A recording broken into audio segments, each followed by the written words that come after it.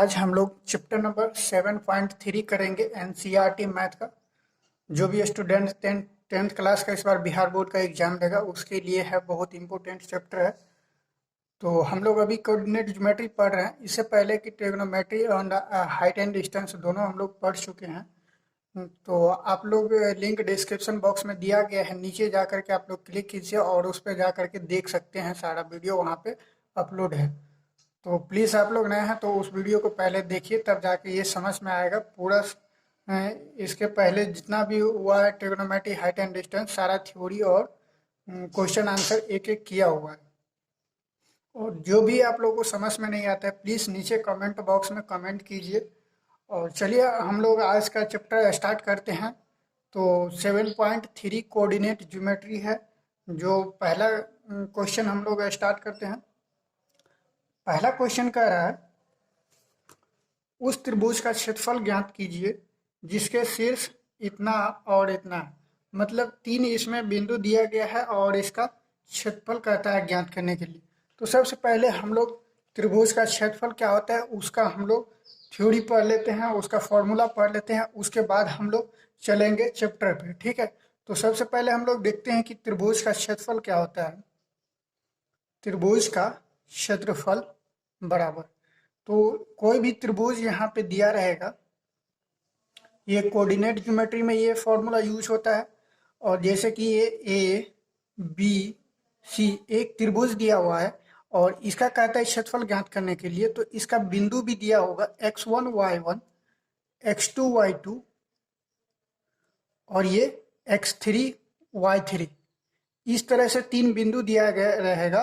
तो इसका क्षेत्रफल कहेगा निकालने के लिए, तो हम क्या करेंगे, सबसे पहले इसका फॉर्मूला आता है 1/2 into x1 y2 minus y3, फिर प्लस x2, यहाँ पे x2 into y3 minus y1 और प्लस यहाँ पे x3 और y1 माइनस y2। इस तरह से ये फॉर्मूला आपको याद रखना होगा। और ये फॉर्मूला याद रखने के बाद आप कोई भी त्रिभुज का क्षेत्रफल आसानी से निकाल सकते हैं यदि उसका बिंदु का निर्देशांक दिया गया हो। तो चलिए ये फॉर्मूला था इसके लिए। और हम लोग त्रिभुज का क्षेत्रफल, इसमें केवल त्रिभुज के क्षेत्रफल पे ही दिया हुआ है क्वेश्चन सब। तो आगे हम लोग चलते हैं। त्रिभुज का क्षेत्रफल पहले क्वेश्चन में दिया हुआ है, उसको हम लोग निकालते हैं। तो और भी एक चीज जान लीजिए कि यदि हम लोग को कहेगा कि क्वेश्चन में कि 3 बिंदु दिया गया है और पता करना है कि ये संरेख है कि नहीं, ठीक है। 3 बिंदु यदि 3 इस तरह से निर्देशांक दिया रहेगा तो हम लोग को पता करने के लिए बोलेगा कि यह एक जो है ये तीनों बिंदु जो दिया हुआ है यह संरेख है कि नहीं। तो संरेख किस प्रकार से होगा, तो हम लोग पहले पढ़े थे, डिस्टेंस फार्मूला से भी पढ़े थे। यदि ये एक इस तरह से 3 बिंदु दिया हुआ रहता था तो इस तरह से हम लोग मानते थे कि ये एक रेखा है। तो क्या करते थे हम लोग, पहले इसका डिस्टेंस निकालते थे और फिर इस दोनों बीच का डिस्टेंस निकालते थे और दोनों को जोड़ते थे, यानी कि और फिर ये बड़ा वाला डिस्टेंस निकालते थे तो उसके बराबर होता था। तो हम लोग क्या कहते थे, संरेखा। और यदि बराबर नहीं होता था तो क्या कहते थे, ये संरेख नहीं है। इसी तरह से इसमें देखेंगे कि यदि त्रिभुज का क्षेत्रफल बराबर 0 हो जाएगा तो ये क्या होगा, संरेख होगा। और नहीं होगा तो ये संरेख नहीं होगा। तो हम लोग क्या करेंगे, संरेख यदि हम लोग को निकालने के लिए बोलेगा तो इसका क्षेत्रफल बराबर 0 कर देंगे। कहीं भी बोलेगा कि संरेख है कि नहीं ये पता करने के लिए, तो इसका क्षेत्रफल बराबर हम लोग क्या करेंगे, 0 कर देंगे। तो चलिए आज का क्वेश्चन हम लोग स्टार्ट करते हैं क्वेश्चन नंबर 1 से। ये क्वेश्चन नंबर 1 से, और ये 7.3 का क्वेश्चन है और कोऑर्डिनेट ज्योमेट्री का ये लास्ट चैप्टर है। आज हम लोग इंड करेंगे इसको। तो क्वेश्चन नंबर 1 कह रहा है, उस त्रिभुज का क्षेत्रफल ज्ञात कीजिए जिसके शीर्ष 2 3 -1 0 2 और -4 है। तो इसका क्षेत्रफल निकालने के लिए हम लोग यहाँ पर त्रिभुज का 3 बिंदु का निर्देशांक दिया गया है। अब हम लोग मान लेते हैं कि ये एक त्रिभुज है, ठीक है। ये एक त्रिभुज है ए बी सी और इसका निर्देशांक 2 3 -1 0 और 2 -4 है। तब हम यहाँ पे लिखते हैं क्वेश्चन सॉल्व करते वक्त, माना कि A23 B -10 और C 2 - 4 त्रिभुज ABC के ABC के शीर्ष बिंदु शीर्ष बिंदु का निर्देशांक।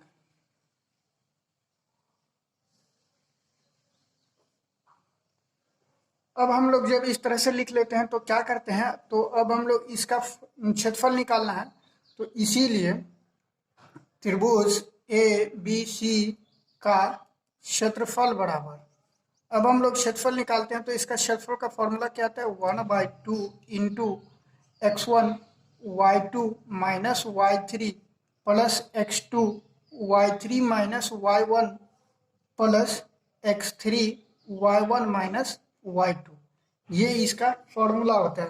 तो अब हम लोग क्या करते हैं, तो इसका फॉर्मूला पे डालते हैं और इसके जो शीर्ष बिंदु दिया हुआ है इसी तरह से सेम टू सेम हम लोग डालते चलते हैं, तो इसका मान निकल जाएगा ऑटोमेटिक।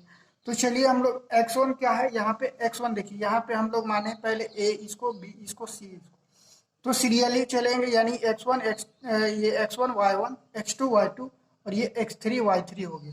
तो इस तरह से हम लोग चलते हैं।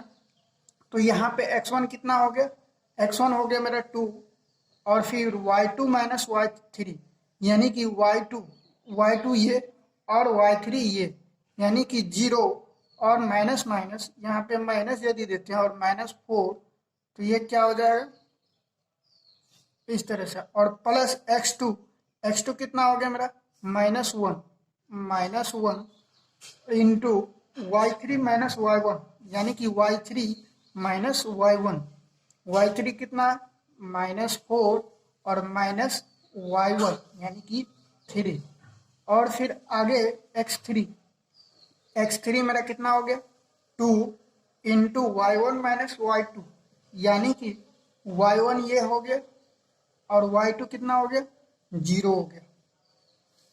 इस तरह से यदि हम इसको सॉल्व करते हैं तो ये आता है, ये हो गया माइनस माइनस प्लस, यानी कि 0 प्लस 4 और 2 को 4 को गुना करेंगे तो ये 8 हो जाएगा और ये प्लस माइनस माइनस हो जाएगा। इससे पहले कि यहाँ पे देखते हैं -4 और -3 -7 हो गया, -7 और -1 को गुना करेंगे तो +7 हो जाएगा, +7 हो गया। और फिर यहाँ पे यदि देखते हैं तो ये हो गया प्लस और 6 हो गया, 2 और 3 को यदि गुना करते हैं तो +6 हो गया। तो ये कितना आ गया 8 और 7 हो गया 15 और ये हो गया 6 21, यानी कि 21/2 स्क्वायर यूनिट्स। जब भी त्रिभुज का क्षेत्रफल हम लोग निकालते हैं तो इसका मान जो निकलता है स्क्वायर यूनिट्स में इसका मान निकलता है, तो यही हम लोग का 21/2 इसका स्क्वायर यूनिट्स क्षेत्रफल निकल गया। तो ये क्वेश्चन नंबर फर्स्ट का पहला हो गया, और हम लोग चलते हैं क्वेश्चन नंबर नेक्स्ट दूसरा पे। क्वेश्चन नंबर दूसरा आप देखेंगे, इसका जो दूसरा है, पहला का दूसरा, उसको हम लोग छोड़ रहे हैं। आप लोग खुद से प्रैक्टिस कीजिएगा, जब तक प्रैक्टिस नहीं कीजिएगा वो आपको हो नहीं पाएगा, तो आपको प्रैक्टिस खुद करना पड़ेगा। हम लोग क्वेश्चन नंबर 2 पे चलते हैं। क्वेश्चन नंबर 2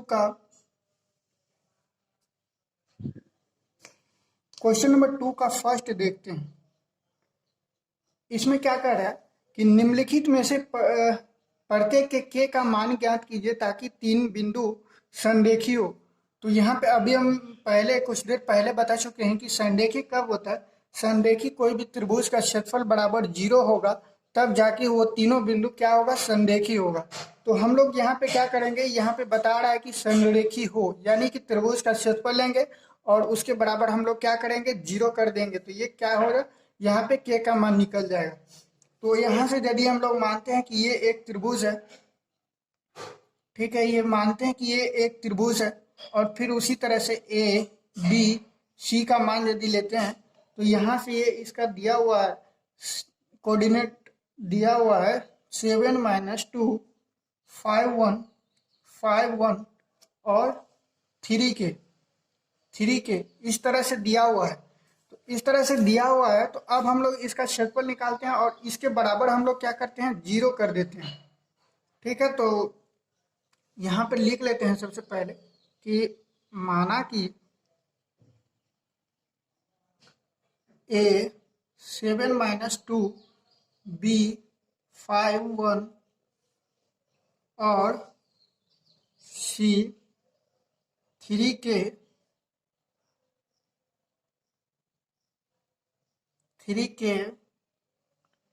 त्रिभुज से ABC का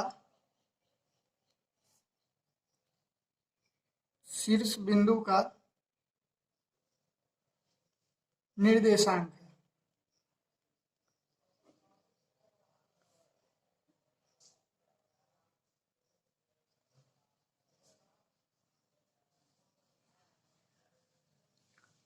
इसीलिए त्रिभुज ABC का क्षेत्रफल बराबर, ठीक है, तो क्षेत्रफल बराबर क्या होता है 1/2 into x1 y2 minus y3 plus x2 y3 minus y1 और plus x3 into y1 minus y2, ये होता है इसका क्षेत्रफल। और बता रहा है कि ये संरेख है, तो यहाँ लिखेंगे हम, चूंकि हम जानते हैं कि हम जानते हैं कि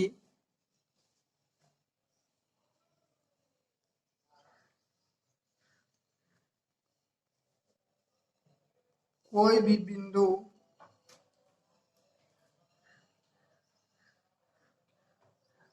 कोई भी त्रिभुज का तीनों शीर्ष बिंदु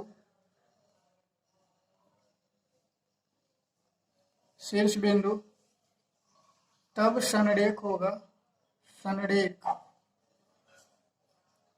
होगा जब त्रिभुज का क्षेत्रफल 0 होगा, यानी कि 0 होगा। ठीक है, तो अब हम लोग क्या करते हैं, त्रिभुज का क्षेत्रफल यहाँ पे 0 करते हैं, यानी कि संरेख बराबर निकालते हैं। तो यहाँ से क्या करेंगे, फॉर्मूला यूज करेंगे। त्रिभुज का क्षेत्रफल क्या हो जाएगा, त्रिभुज का क्षेत्रफल बराबर यहाँ पे 1/2 इंटू क्या x1 कितना है, तो x1 मेरा यहाँ पे 7 दिया हुआ है,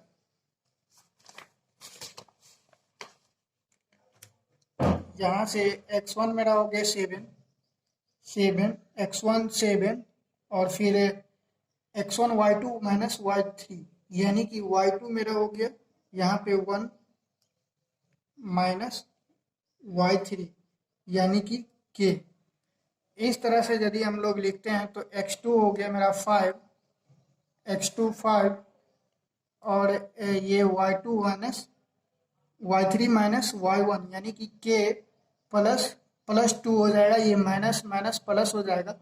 और फिर यहाँ पे हो गया आपको x3 कितना हो गया, x3 हो गया मेरा 3 और y1 माइनस y2 यानी कि -2 -1, इस तरह से आ रहा है।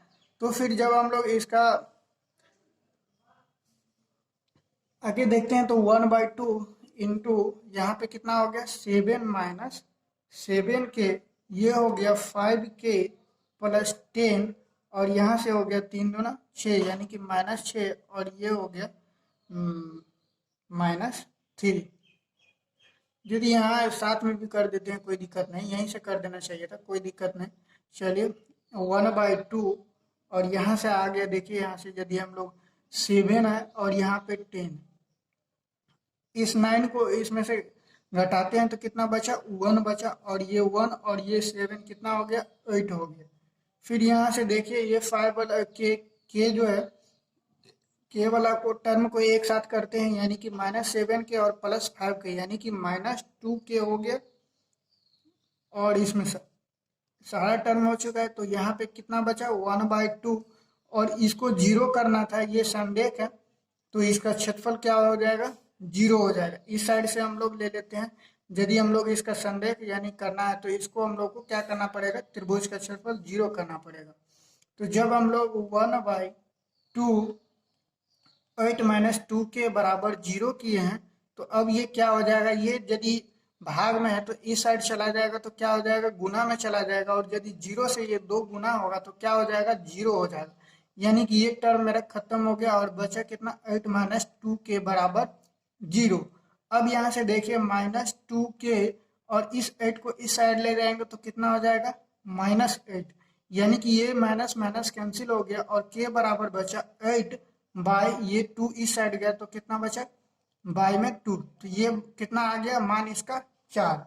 ये के का मान निकला, किसका मान निकला, के का मान निकला। तो ये के का ही मान हम लोग को निकालना था और हम लोग का आंसर आ चुका है।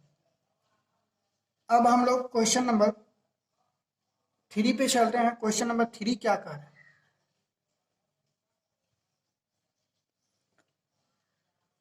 क्वेश्चन नंबर 3 कह रहा है शीर्षों 0 -1 2 1 और 0 3 वाले त्रिभुज की भुजाओं के मध्य बिंदुओं से बनने वाले त्रिभुज का क्षेत्रफल ज्ञात कीजिए। इस क्षेत्रफल का दिया हुआ त्रिभुज के क्षेत्रफल के साथ अनुपात ज्ञात कीजिए। यानी कि एक त्रिभुज दिया हुआ है, ये माने कि एक त्रिभुज दिया हुआ है और इसका क्षेत्रफल कहता है निकालने के लिए, और ये जो है इसके मध्य बिंदु से मिला देने पे, यानी कि तीनों का जो मध्य बिंदु है उसको हम लोग जब मिलाते हैं तो जो त्रिभुज बनता है तो उसका भी क्षेत्रफल निकालने के लिए और दोनों का अनुपात ज्ञात करने के लिए बोला। तो हम लोग क्या करते हैं, सबसे पहले इसका निर्देशांक यानी कि लिख लेते हैं ABC। तो इसका ABC का निर्देशांक दिया हुआ है 0 -1 2 1 और ये C दिया हुआ है 0 3। इस तरह से इसका निर्देशांक बिंदु दिया हुआ है, त्रिभुज के तीनों निर्देशांक बिंदु दिया हुआ है और इसका मध्य बिंदु का निर्देशांक हम लोग निकालेंगे। तो मध्य बिंदु का निर्देशांक किस तरह से निकालेंगे, यदि हम लोग मानते हैं कि ये P है, ये Q है और ये R है, ठीक है, इसको हम लोग क्या मान लिए, P Q और R। यदि हम लोग पी क्यू आर मानते हैं तो इसका मध्य बिंदु का निर्देशांक निकालते हैं, और जब मध्य बिंदु का निर्देशांक निकालते हैं तो क्या होता है, x1 + x2 बाई 2 और y1 + y2 बाई 2। यानी कि मध्य बिंदु का निर्देशांक निकालने के लिए पहले हम लोग फॉर्मूला पढ़े थे x1 + x2 बाई 2 और y1 + y2 बाई 2। अब हम लोग क्या करते हैं, यहाँ से मध्य बिंदु का निर्देशांक निकालते हैं। सबसे पहले तो यहाँ पे लिख लेते हैं कि माना कि त्रिभुज ABC का निर्देशांक बिंदु A 0 -1 B 2 1 और C 0 3 है। और यहाँ से लिख देते हैं कि हम जानते हैं कि यहाँ जब मध्य बिंदु का निर्देशांक मिलाया जाता है तो उसका मध्य बिंदु का फॉर्मूला होता है कि x1 + x2 बाई 2। इस तरह से हम लोग इसका निर्देशांक निकालेंगे।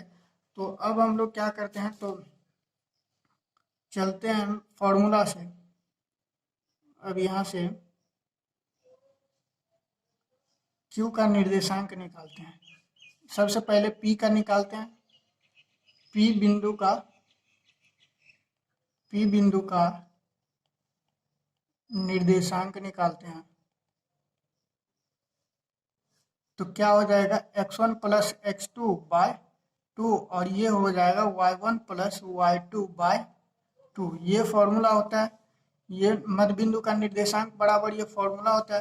तो अब हम लोग क्या करते हैं, तो इस फॉर्मूला पे डालते हैं, यानी कि ये मान निकालना है। तो ये हो गया x1 और ये y1 और ये x2 y2 हो गया, ठीक है। तो इसी तरह से इसको जब हम लोग जोड़ते हैं तो 0 + 2 बाई 2 और ये हो गया -1 और +1 बाई 2, यानी कि ये इसका मान हो गया 2/2 यानी कि 1 और ये हो गया आपका -1 और +1/2 यानी कि 0/2 यानी कि 0 इसका मान आ गया। तो इसका मान क्या आ गया, ये 1 आ गया और 0 आ गया। अब हम लोग q का निर्देशांक इसी तरह से निकालते हैं। तो जब q का निर्देशांक निकालते हैं तो q का निर्देशांक क्या हो जाएगा, इसी तरह से 0+2 और बाय में 2, फिर इसी तरह 3+1/2।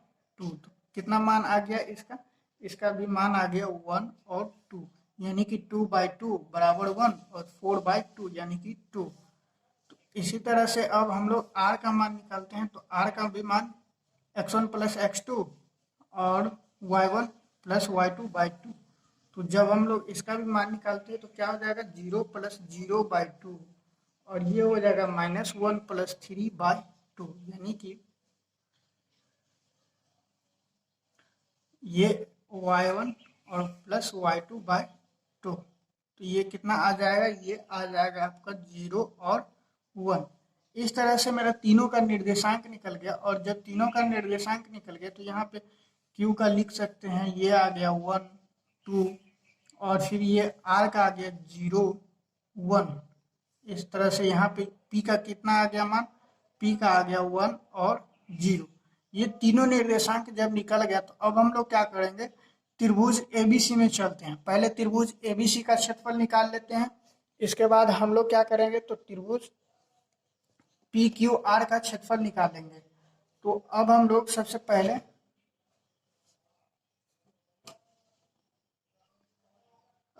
त्रिभुज एबीसी में चलते हैं। त्रिभुज एबीसी का क्षेत्रफल निकालते हैं, क्षेत्रफल बराबर। तो त्रिभुज एबीसी का क्षेत्रफल निकालेंगे तो क्या आ जाएगा, 1/2 into x1 into y2 - y3। ठीक है, ये फॉर्मूला होता है x1 y2 - y3 यानी कि ये हो गया कितना, यहाँ से देखिए x1 हो गया 0 और ये हो गया y2 - y3 यानी कि y2 - y3, फिर प्लस x2 कितना हो गया मेरा, यहाँ पे 2 हो गया और फिर x2 इंटू y3 - y1 यानी कि y3 3 और -1, ये माइनस माइनस प्लस हो जाएगा यानी कि 3 + 1। फिर प्लस में अब हम लोग को x3 लेना है। तो x3 मेरा कितना है, 0 है, यहाँ से भी। तो जब x3 ही 0 हो गया और इंटू में जो भी चीज़ आएगा तो वो यदि गुना होगा तो ये क्या हो जाएगा, ये टर्म मेरा पहले से ऑलरेडी 0 हो जाएगा। ठीक है, तो ज़्यादा लिखने की जरूरत नहीं, ये टर्म ही 0 हो जाएगा। फिर हम लोग जब इसका आगे हम लोग देखते हैं तो ये हो जाएगा -2 और ये भी टर्म क्या हो जाएगा, 0 हो जाएगा। ये भी टर्म 0 हो गया और फिर मेरा बचा क्या, यहाँ पे 3 और 4 और ये कितना बचा, 3 और +1 बराबर हो गया 4 और 4 को 2 से जब हम लोग मल्टीप्लाई करते हैं तो ये हो गया मेरा 8। तो यहाँ से इसका मान आ गया, ये 8/2 बराबर कितना आ गया, 4 स्क्वायर यूनिट्स आ गया इसका मान, यानी कि वर्ग मात्रक इसका मान आ गया, 4 वर्ग मात्रक आया ये बड़ा वाला त्रिभुज का। अब हम लोग छोटा वाला त्रिभुज का मान निकालते हैं। तो जब हम लोग छोटा वाला त्रिभुज का मान निकालते हैं त्रिभुज पी क्यू आर में, तो त्रिभुज पी क्यू आर का क्षेत्रफल बराबर हम लोग निकालते हैं। तो क्या निकालता है, 1/2 इंटू x1 मेरा यहाँ पे 1 है, यहाँ पे देखिए ये मेरा x1 1 है और फिर y2 - y3 यानी कि 2 - 1 यानी कि y2 - y3 यहाँ से, और फिर प्लस x2 सॉरी, यहाँ पे x2 कितना हो गया, 1 हो गया और फिर क्या होगा, y3 - y1 यानी कि y3 - y1 y3 - y1 ये हो जाए तो कितना आ गया, यहाँ से 1 - 0। फिर x3 यहाँ पे कितना दिया हुआ है, 0। तो 0 और यहाँ पे हो जाएगा आपका y1 माइनस y2 यानी कि 0 माइनस 2। तो यहाँ से मेरा कितना आ गया मान 1/2। और यदि यहाँ से देखते हैं तो -2 माइनस 1 यानी कि 1 और 1 को गुना करेंगे तो ये कितना आ जाएगा 1 आ जाएगा। फिर इसी तरह से जब 1 माइनस 0 यानी कि यहाँ पे 1 बचा और 1 को गुना करेंगे तो ये 1 आएगा। ठीक है, तो ये 1 प्लस 1 और यहाँ पे ये 0 हो जाएगा। जब हम इसमें कोई भी मान है 0 से गुना करते हैं तो ये 0 आ यानी कि 2/2 ये आ गया मेरा 1 स्क्वायर यूनिट्स इसका मान आ गया। तो इसका जब हम लोग अनुपात निकालते हैं यानी कि इस त्रिभुज बड़ा वाला त्रिभुज और छोटा वाला त्रिभुज का अनुपात निकालते हैं तो तो अनुपात में क्या होता है, दोनों त्रिभुज का मान हम लोग क्या करते हैं उसका रेशियो निकालते हैं। तो रेशियो किस तरह से निकालते हैं, तो त्रिभुज ए बी सी का क्षेत्रफल अब हम लोग क्या करेंगे बट्टा में त्रिभुज पी क्यू आर का क्षेत्रफल। तो यहाँ से कितना आ जाएगा, पहले त्रिभुज पी क्यू आर का क्षेत्रफल और त्रिभुज एबीसी का क्षेत्रफल कर रहा है यानी कि पहले इसका क्षेत्रफल कर रहा है और फिर बाद में त्रिभुज ए बी सी का क्षेत्रफल कर रहा है। तो ये आ जाएगा, इसका मान आया है 1 और नीचे वाला का आया है 4 यानी कि 1:4। ये आ गया इसका अनुपात, दोनों त्रिभुज का अनुपात। अब हम लोग क्वेश्चन नंबर 3 तक कर चुके हैं। अब हम लोग क्वेश्चन नंबर 4 करते हैं, फिर एक क्वेश्चन हम लोग को बच जाएगा। क्वेश्चन नंबर 4 हम लोग आज इसको एंड करेंगे। क्वेश्चन नंबर 4 कह रहा है उस चतुर्भुज का क्षेत्रफल ज्ञात कीजिए जिसके शीर्ष इसी क्रम में -4 -2 -3 -5 3 -2 और 2 3 हैं। तो एक चतुर्भुज दिया गया, मान लेते हैं कि कोई एक चतुर्भुज है। ठीक है, ये एक कोई चतुर्भुज है और इसका हम लोग को क्या करना है, बिंदु का निर्देशांक दिया हुआ है और इसका क्षेत्रफल ज्ञात करना है। तो क्षेत्रफल ज्ञात करने के लिए हम लोग क्या करते हैं, तो सबसे पहले इसका एक हम लोग इसके विकर्ण को मिलाते हैं। ठीक है, विकर्ण को मिलाने के बाद आप देखिए यहाँ पे 2 त्रिभुज बन गया और 2 त्रिभुज बन गया तो हम लोग क्या करेंगे, एक इसका त्रिभुज का क्षेत्रफल निकालेंगे और एक इस त्रिभुज का क्षेत्रफल निकालेंगे और दोनों को यदि आपस में जोड़ देंगे तो ये क्या हो जाएगा, चतुर्भुज का क्षेत्रफल निकल जाएगा। तो यहाँ से ये बिंदु का निर्देशांक दिया हुआ है -4 -2 -3 -5 3 -2 और यहाँ से 2 3। अब हम लोग यहाँ से चलते हैं कि माना कि A -4 -2 B -3 -5 C 3 -2 और D 2 3 चतुर्भुज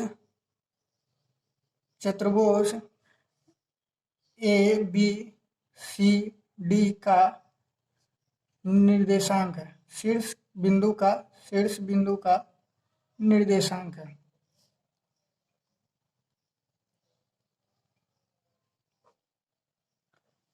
इस तरह से आगे हम लोग देखते हैं इसका यदि हम लोग क्षेत्रफल निकालते हैं तो क्या हो जाएगा इसका मान। हम लोग त्रिभुज पहले एबीसी में चलते हैं, त्रिभुज ए बी सी का क्षेत्रफल। ठीक है, त्रिभुज एबीसी का क्षेत्रफल हम लोग सबसे पहले लेते हैं तो इसका क्षेत्रफल क्या हो जाएगा, यदि हम लोग लिखते हैं तो यहाँ पे 1/2 x1 y2 माइनस y3 फिर plus x2 y3 minus y1 फिर प्लस में क्या हो जाता है x3 y1 माइनस y2।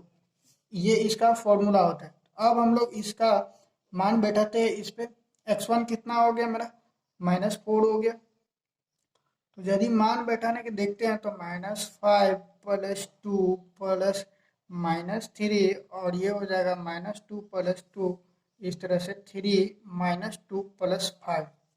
यानी कि ये हम फटाफट कर लिए हैं, यहाँ से आपको बता देते हैं कि ये हो गया x1, ये हो गया y2 माइनस y3 यानी कि यहाँ पे माइनस माइनस प्लस हो गया। ये y2 का मान यहाँ से देख सकते हैं, y3 का मान यहाँ पे माइनस माइनस प्लस हो गया, फिर प्लस में x2 यहाँ से, तो यहाँ पे x2 है, और ये y3 माइनस y1 यानी कि -2 प्लस माइनस माइनस प्लस हो गया और प्लस में 2, ये फिर यहाँ से x3 और y1 माइनस y2, इस तरह से इसका मान इस बैठा लीजिएगा। फिर फटाफट हम लोग चलते हैं और यहाँ पे देखते हैं कि ये आ गया 12 आ जाएगा। जब इसको हम लोग आगे क्रिया करते हैं तो, और फिर ये 0 आ जाएगा, जोड़ घटाव कीजिएगा तो फिर यहाँ से 9 आ जाएगा इसका मान। तो ये क्या हो जाएगा 21/2। इस तरह से ये इसका जो है सो क्या आ गया, इस त्रिभुज का क्षेत्रफल निकल गया। ठीक है, स्क्वायर यूनिट्स में इसका क्षेत्रफल निकल गया, त्रिभुज का क्षेत्रफल है। अभी हम लोग फिर इसी तरह से आगे क्या करते हैं, त्रिभुज ADC का क्षेत्रफल निकालते हैं। ADC का क्षेत्रफल निकालते हैं, फिर उसी तरह से x1 y2 माइनस y3 यानी कि 3 प्लस हो जाएगा, माइनस माइनस हो जाएगा, और ये हो जाएगा 2 प्लस x2 यानी कि 2, और फिर y3 माइनस y1 यानी कि y3 माइनस y1 यानी कितना हो गया, ये -2 प्लस 2 हो गया। फिर ये हो गया x3 यानी कि 3 होगा यहाँ पे मान, और फिर y1 माइनस y2 यानी कि -2 और -3, यहाँ से आ गया -2 और -3। जब आगे हम लोग इसका जोड़ घटाव करते हैं तो इसका मान आ गया 20 यानी 3 2 5 और मान 5 का 20, और ये हो गया 0 यानी कि -2 और +2 यानी कि 0, तो 0 को 2 से गुना करेंगे तो ये 0 हो गया, और फिर आगे हो गया आपका ये -15 हो गया, यानी कि ये -2 -3 -5, और -5 को 3 से गुना करेंगे तो -15। इसी तरह से 1/2, और ये हो गया -20 और -15 हो गया आपका -35 यानी कि 35, और जब हम लोग इसको हटाते तो ये स्क्वायर यूनिट्स में जब इसका मान आता है तो -32 होता है, लेकिन त्रिभुज का क्षेत्रफल कभी भी माइनस में नहीं होता है, इसीलिए हम लोग क्या करते हैं, माइनस को हटा देते हैं, और यही मेरा स्क्वायर यूनिट्स इस त्रिभुज का क्षेत्रफल निकल गया इतना। और जब हम लोग इस दोनों त्रिभुज का क्षेत्रफल जोड़ते हैं आपस में, इस दोनों त्रिभुज का क्षेत्रफल जोड़ते हैं तो क्या आ जाएगा, अब हम लोग चतुर्भुज का क्षेत्रफल निकालते हैं, यानी कि चतुर्भुज का क्षेत्रफल बराबर क्या हो जाएगा, दोनों त्रिभुज का क्षेत्रफल यानी कि त्रिभुज ADC का क्षेत्रफल प्लस त्रिभुज ABC का क्षेत्रफल। तो ये क्या आ जाएगा, यहाँ से त्रिभुज ADC का क्षेत्रफल यानी कि 35/2 प्लस ये हो गया 21/2, यहाँ से आ गया 6, और ये 3 to 5 बाय यहाँ पे आ जाएगा 2, यानी कि ये आ गया 28 आ गया आपका 28 स्क्वायर यूनिट्स। ये किसका, इसका ये चतुर्भुज का क्षेत्रफल निकल गया। अब हम लोग क्वेश्चन नंबर 5 देखते हैं। क्वेश्चन नंबर 5 में कह रहा है कि कक्षा 9 में आपने पढ़ा है, अध्याय उदाहरण 3 की किसी भी त्रिभुज की एक माध्यिका उसके बराबर क्षेत्रफल वाले दो त्रिभुजों में विभाजित करती है, उस त्रिभुज ABC के इस परिणाम का सत्यापन कीजिए कि जिसके शेष इतना इतना दिया हुआ है। तो कुछ नहीं है, क्वेश्चन नंबर 5 फटाफट देख लेते हैं। क्वेश्चन नंबर 5 में कह रहा है कि एक ये त्रिभुज दिया गया है, ठीक है, ये एक त्रिभुज दिया गया है ABC, मान लेते हैं कि इसका शीर्ष निर्देशांक है, और यहाँ से कह रहा है कि जब कोई त्रिभुज का जो माध्यिका होता है, यानी कि इसको दो बराबर त्रिभुज में बांटता है, इसका कोई भी त्रिभुज का माध्यिका क्या होता है, उसके दो त्रिभुज को बराबर भागों में बांटता है, तो यानी कि इसका क्षेत्रफल इसके बराबर होगा, यही हम लोग को सत्यापन करने के लिए बोला है। तो इसका सत्यापन हम लोग किस तरह से करेंगे कि त्रिभुज इसको मान लेते हैं कि ये D है, ठीक है, तो त्रिभुज ABD का मान, त्रिभुज ABD का क्षेत्रफल बराबर किसका क्षेत्रफल होना चाहिए, ACD का क्षेत्रफल दोनों का क्या होना चाहिए, बराबर होना चाहिए दोनों का क्षेत्रफल। तो दोनों का क्षेत्रफल हम लोग निकाल लेंगे। यहाँ से इसका निर्देशांक दिया हुआ है, ये A का निर्देशांक दिया हुआ है 4 - 6, बी का दिया हुआ है 3 - 2 और सी का निर्देशांक दिया हुआ है 5 2। तो हम लोग देखते हैं कि सबका तो निर्देशांक दिया हुआ है, लेकिन हम लोग जो माध्यिका यहाँ पे डाले हैं ये इसका जो 2 भागों में बांटता है उसका निर्देशांक नहीं दिया होता। इसको हम लोग कैसे फाइंड करेंगे? तो सबसे पहले हम लोग इसका मध्य बिंदु का निर्देशांक निकालेंगे, क्योंकि ये दोनों इस रेखा को 2 भागों बराबर भागों में बांट रहा है। तो इसका हम लोग जब निर्देशांक निकालेंगे तो क्या हो जाएगा? यदि बिंदु डी का मान निकालते हैं, डी का यदि XY मानते हैं तो ये क्या हो जाएगा? इसका निर्देशांक 3 + 5 और ये हो जाएगा -2 + 2/2, यानी कि ये आ गया 8/2 यानी कि 4 और ये हो गया 0। यहाँ से इसका निर्देशांक निकला 4 और 0 इसका निर्देशांक निकल गया। तो अब हम लोग क्या करेंगे? त्रिभुज ए बी डी का क्षेत्रफल निकालेंगे और फिर ए सी डी का क्षेत्रफल निकालेंगे। यदि दोनों का मान बराबर आ जाएगा तो हम लोग का ये प्रूव्ड हो जाएगा। ये आप लोग खुद से कर लीजिएगा, यहाँ पे कोई ज्यादा है नहीं, त्रिभुज का क्षेत्रफल केवल निकालना है। अब हम लोगों का कोऑर्डिनेट ज्योमेट्री यहाँ पे एंड होता है। अब हम लोग कोई नया चैप्टर स्टार्ट करेंगे, तो इसलिए आप लोग बने रहिए इस चैनल पे और हमारे चैनल को सब्सक्राइब कर लीजिए, लाइक कर दीजिए और शेयर करना मत भूलिएगा। आप लोगों को वीडियो देखने के लिए बहुत बहुत धन्यवाद।